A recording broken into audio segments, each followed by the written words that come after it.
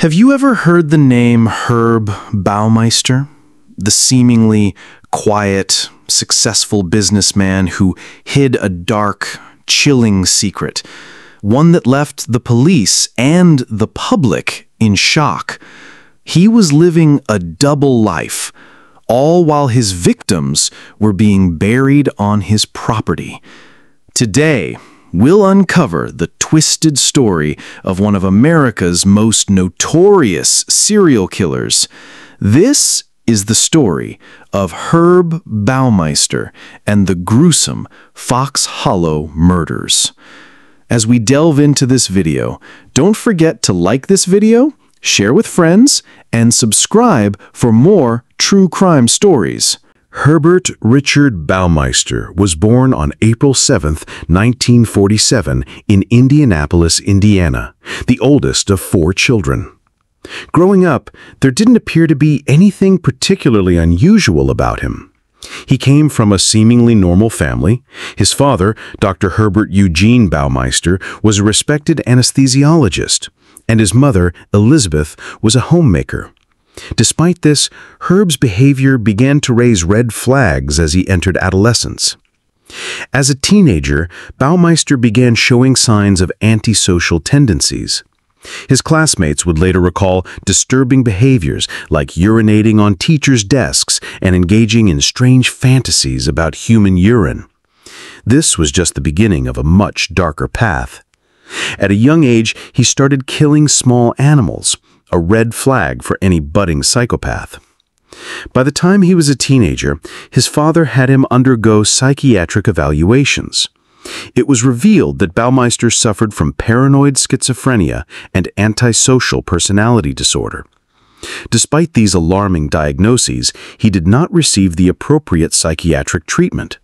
Instead, Baumeister was allowed to continue his life, slipping further into a pattern of increasingly bizarre and erratic behavior. Baumeister attended several colleges, including Indiana University and Butler University, but he struggled to find stability, dropping out and returning multiple times. In the early 1970s, he married Juliana Sater, or Julie, and the couple would go on to have 3 children. However, their marriage was far from normal.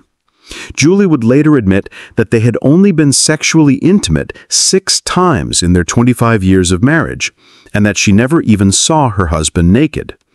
But Herb's secret life was just beginning to unfold. In 1988, Baumeister opened a successful thrift store business in Indianapolis called Save a Lot. While his business seemed to be thriving, his personal life and mental health were spiraling out of control. It was at this time that his darkest tendencies would take a deadly turn. The question on everyone's mind: how far would Baumeister go, and who would be his first victim? As Baumeister's business continued to grow, a dark and deadly connection began to emerge. It wasn't just his bizarre behavior and mental health struggles that were alarming. It was the string of disappearances happening in the surrounding areas. Between the early 1980s and early 1990s, several men vanished in central Indiana and Ohio, many of them last seen at gay bars in Indianapolis. These men, mostly young adults and teens, were known to frequent the same places. They were, as some later described, easy targets. They weren't just regular bar-goers, many were sex workers or those involved in the gay subculture of the time. It wasn't long before investigators began to notice a disturbing pattern. Many of these disappearances were tied to one area, the Interstate 70. The police would later call this the work of the I-70 Strangler, a name given to the mysterious killer who left his victims' bodies along this stretch of highway. Each body was found naked or partially clothed, strangled to death, and often dumped near rivers or ditches in rural parts of Indiana and Ohio. The killer's preferred method of murder was strangulation, and each victim had been killed in a remarkably similar fashion. Authorities knew they were dealing with a serial killer. The connection to Herb Baumeister wasn't immediately obvious. It wasn't until 1994 that law enforcement began to look at him as a potential suspect. A man named Tony Harris, who had been approached by a man at a gay bar in Indianapolis under the alias Brian Smart, came forward with crucial information. Harris had a strange encounter with this man who had tried to strangle him during an erotic asphyxiation session at his home. It was this man's license plate that would eventually lead police to Herb Baumeister. By 1996, Baumeister was a prime suspect, but the evidence linking him to the I-70 Strangler killings was still circumstantial. Despite this, investigators couldn't ignore the chilling similarity between the murder victims found along the highway and the remains they would soon uncover on Baumeister's own property. But for now, Baumeister remained free, and the body count continued to rise. How long would it take before the police finally caught up with him? In 1988, Baumeister purchased a sprawling 18-acre property called Fox Hollow Farm in Westfield, Indiana. Nestled in the countryside, the estate seemed like the perfect place for a man looking to escape the pressures of city life. It was secluded, isolated, and the perfect cover for someone with dark intentions. Little did anyone know that this would become the infamous site where Baumeister would bury his victims. Baumeister's family, including his wife Julie and their 3 children, moved into the house, unaware of the horrifying secrets hidden in their backyard. In the years following the purchase, the farm would become the final resting place for multiple men who had disappeared from the Indianapolis area. The first signs of trouble didn't come until 1994, when Baumeister's young son made a shocking discovery while playing in the woods behind the family's home. He stumbled upon a human skeleton, partially buried but still intact. The boy's innocent find would set off a chain of events that would eventually uncover Baumeister's dark secret. Baumeister, quick to explain away the discovery, claimed that the skeleton was one of his father's old medical specimens that had been stored in the garage and buried as a form of disposal. But something wasn't right. The police began investigating, but it wasn't until 1996 that the full scale of the crime scene would come to light. On June 24, 1996, a formal search was conducted on Fox Hollow Farm while Baumeister was on vacation. Investigators unearthed human bone fragments scattered across the property. At least 11 bodies were discovered, though not all had been identified at the time. The bones were carefully examined, and forensic experts later confirmed that they belonged to men, many of whom had been missing for years. At the time, only 8 victims were positively identified. These discoveries would turn Baumeister from a mere suspect into a murderer in the eyes of the authorities. But by then, Baumeister had already fled the country. As police were piecing together their evidence, Baumeister was on the run. His escape would lead to a tragic and unexpected end to his reign of terror. As investigators uncovered more remains at Fox Hollow Farm, it became clear that Baumeister had been leading a double life, one as a successful businessman and family man, and another as a ruthless serial killer. The discovery of human bone fragments in his backyard was only the beginning. For years, authorities had been piecing together the puzzle of missing men across the region, but it wasn't until the remains were found on Baumeister's property that the chilling truth began to take shape. Baumeister had managed to fly under the radar for years, slipping through the cracks as the prime suspect in the I-70 Strangler case. Yet as the investigation grew more intense, new evidence pointed to him as the killer who had strangled multiple men and dumped their bodies along Interstate 70. His connection to the victims found on his property was undeniable. The breakthrough came when investigators connected Baumeister's alias, Brian Smart, to the killings. Several witnesses had reported interactions with a man matching Baumeister's description, particularly in the gay bars where many of the victims had been last seen. One crucial witness, Tony Harris, had a near-fatal encounter with Baumeister in his home. After meeting at a local gay bar, Harris had been lured to Baumeister's mansion, where he was almost killed during an erotic asphyxiation session. The survivor's testimony, coupled with his detailed description of Baumeister, gave law enforcement the evidence they needed to officially link him to the crimes. A warrant for Baumeister's arrest was issued, but before authorities could act, he vanished. By then, he had already fled the United States. His destination? Ontario, Canada. Despite the mounting evidence against him, Herb Baumeister had managed to slip away once again. But his escape would be short-lived. The authorities had no way of knowing where he had gone, but Baumeister had been running for too long, and his fate was about to catch up with him. If you're captivated by this chilling true crime case, make sure to subscribe to our channel and hit the notification bell so you never miss an investigation. Leave your thoughts in the comments below. What do you think really happened in this case? And if you're enjoying the story, give this video a thumbs up to show your support for more content like this. Baumeister's final hours would unfold in Ontario, where he sought refuge at the remote Pinery Provincial Park near Lake Huron.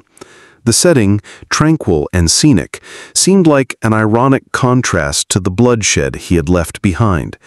It was here that Baumeister would take his own life, ending the terrifying spree that had lasted for years. On the morning of July 3rd, Baumeister pulled into the park with his car. He would later write in a suicide note that he had originally planned to kill himself in a different location but had been deterred by the presence of children in the area. Ultimately, he couldn't escape the weight of his guilt. He sat in his car, penned his final thoughts, and ended his life with a .357 Magnum handgun. Baumeister's suicide note was both haunting and revealing. It detailed his regrets, specifically mentioning his broken marriage and the failing of his business. However, there was no acknowledgement of the murders, no confession or apology to the families he had destroyed. The note provided no closure for those who had lost loved ones to his cruelty. He simply wrote of his despair without offering an explanation for the lives he had taken. With Baumeister's death, the case remained open, and the victims' families were left with more questions than answers. The haunting question remained: how many men had Baumeister truly killed? While his death put an end to the manhunt, it also ensured that many of his victims would never get the justice they deserved. When Herb Baumeister took his life, the authorities believed they had closed the case. Yet, for the families of his victims and the communities affected by his crimes, his death raised even more questions. How many more victims were there? How long had Baumeister been hiding his dark secret? And perhaps most haunting of all, was he working alone? In the aftermath of Baumeister's death, investigators began to sift through the evidence left behind, and what they uncovered was chilling. Despite his suicide, Baumeister's story was far from over. The authorities continued to search for additional clues that might lead to the identification of his victims. One of the most significant discoveries was the ongoing search of Fox Hollow Farm. In 1996, investigators had recovered the remains of at least 11 men from the property. However, many pieces of evidence remained unexamined, and some believed that there were still more victims buried on the land. The farm itself became a haunting symbol of Baumeister's killing spree. Over the years, forensic experts would continue to investigate the property, unearthing more human remains. It was clear that the search for justice and closure was far from finished.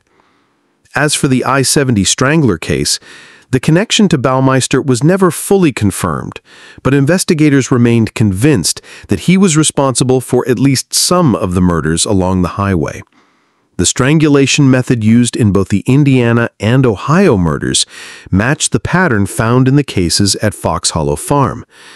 But even though Baumeister was now dead, the mystery of how many victims he had claimed along Interstate 70 remained unresolved. With Baumeister's suicide, the case left a trail of unanswered questions, questions that would never be answered by the man who had taken so many lives. If you're captivated by this chilling true crime case, make sure to subscribe to our channel and hit the notification bell so you never miss an investigation. Leave your thoughts in the comments below. What do you think really happened in this case? And if you're enjoying the story, give this video a thumbs up to show your support for more content like this. In the years following Baumeister's death, investigators continued their search for the identities of his victims. DNA testing and forensic advancements allowed for the identification of some victims, but it was a painstaking process. It wasn't until 2023 when the Hamilton County Coroner's Office launched a renewed effort to identify the remains that the identification process began to yield significant results. Forensic genetic genealogy, which had revolutionized many cold cases across the country, played a crucial role in solving the mystery.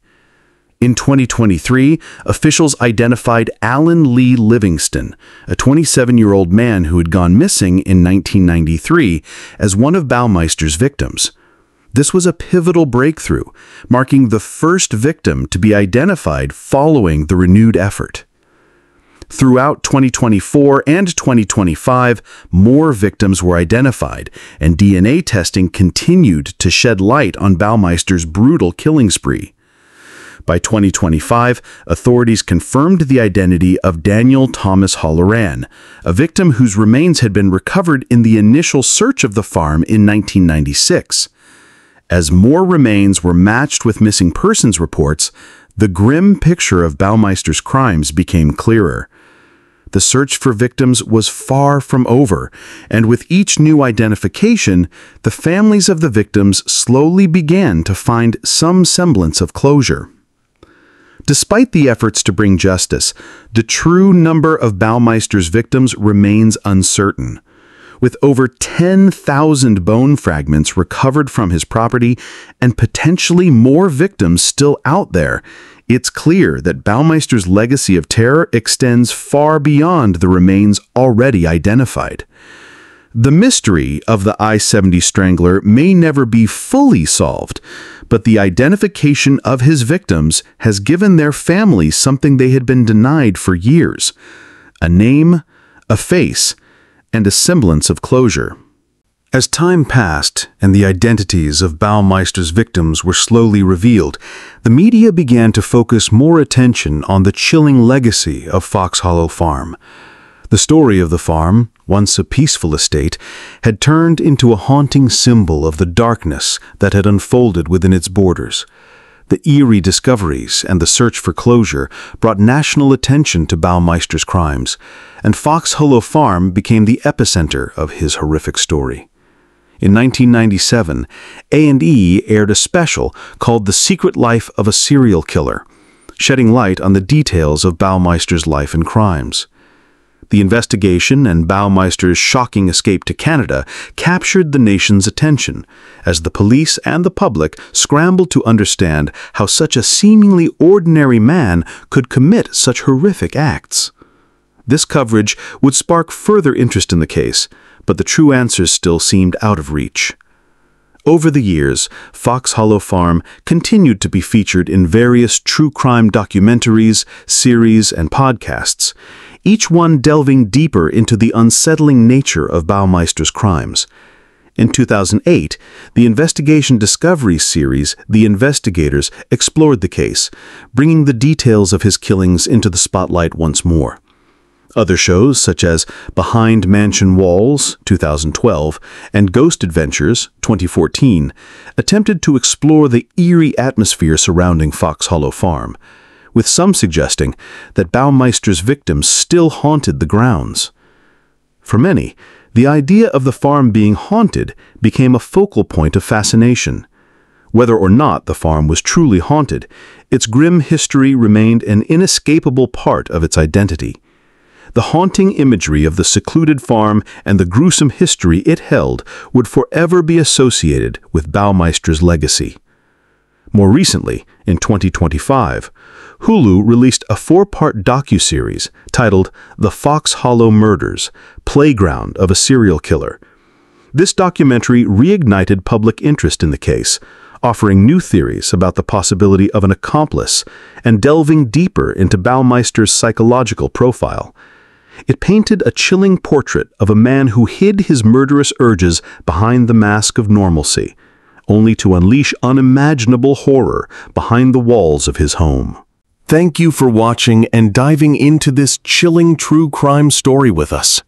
If you haven't already, make sure to subscribe and turn on notifications so you never miss a new case. Your support helps us continue bringing these unsettling stories to light. Leave a comment below to share your thoughts on the case, and if you found this story as shocking as we did, give us a thumbs up. Until next time, stay safe and keep questioning the world around you.